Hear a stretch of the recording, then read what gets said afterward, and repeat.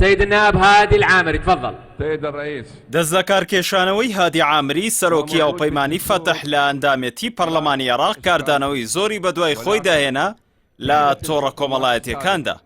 ڕۆژنامەنووسان و چالاکوانان لەگەڵ بڵاوکردنەوەی وێنەی دەستەکارکێشانەوەکەی عامری لە پەرلەمانی عێراق بۆ چوونی جیاوازی خۆشیان لەسەر دەربڕیوە، بەتایبەت کە ئەو کەسەی لە دوای خۆی دیاری کردووە کە لە پەرلەمان شوێنی دەگرێتەوە.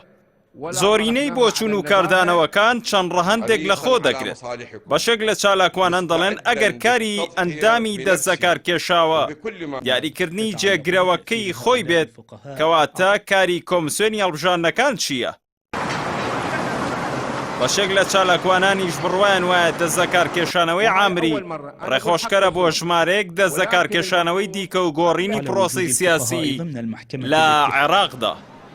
ئەوکات بەشێکی دیکە لە بەکارهێنەرانی تۆڕە کۆمەڵایەتەکان دەستەکارکێشانەوەی عامری لە ئەندامەتی پەرلەمان بەبێ ئەوەی بۆ وەرگرتنی هیچ پۆستێکی حکومی بێت دەرخەری ئەو ڕاستەیە کە دەوترێت ئەمریکا و ئێران لەسەر دوورخستنەوەی ناوبرا و ڕێککەوتوون. چالاکوانانی تۆڕە کۆمەڵایەتەکان لەو باوەڕەدان لە سیاسەتدا هیچ شتێک بە ڕێککەوت ڕوو نادات. دەژڵێن دەستەکارکێشانەوەکەی هادی عامری هەنگاوەکانی بەر لە ڕێککەوتنە ستراتیژیەکەی نێوان ئەمریکا و عێراقە. لەلایەکی دیکەشەوە بەشێکی دیکەی کاردانەوەکان لەبارەی دەستەکارکێشانەوەکەی عامری بەو ئاڕاستەیەن کە پێیان وایە ئەمە کۆتایی ڕۆڵی عامریە لە دەوڵەتدا یان سەرەتایەکی نوێ بۆ وەرگرتنی پۆستێکی دیکە. لای خۆشیەوە هیشام هاشمی پسپۆڕی بواری ئەمنی سەبارەت بە دەستەکارکێشانەوەکەی عامری دەڵێت لەوانەیە خۆی بۆ پۆستێکی تەنفیزی ئامادە بکات، بەتایبەت کە دەنگۆ هەیە ببێتە سەرۆکی ڕێکخراوی حەشجی شەعبی، ئەوەش لەسەر پێشنیازی ئیسماعیل قائانی کە لە سەردانەکەی هەفتەی پێشوودا بۆ عێراق کردوویەتی. جگە لەوەش عەبدولسەمیع سامەڕایی ڕۆژنامەنووس ڕایگەیاندووە کە عامری پۆستێکی دیکە وەردەگرێت، بەتایبەت سەرۆکی حەشدی شەعبی، یاخود دەبێتە سەرکردەیەکی مەیدانی کە کاریگەری خۆی لە دەرەوەی پەرلەمان پیشان دەدات. هاوکات غانم عابد پسپۆڕی سیاسی عێراقی دەڵێت دەستەکارکێشانەوەی عامری هیچ هەڵناگرێت جگە لەوەی ئامادەکاری بکات بۆ وەرگرتنی پۆستی سەرۆکی حەشدی شەعبی.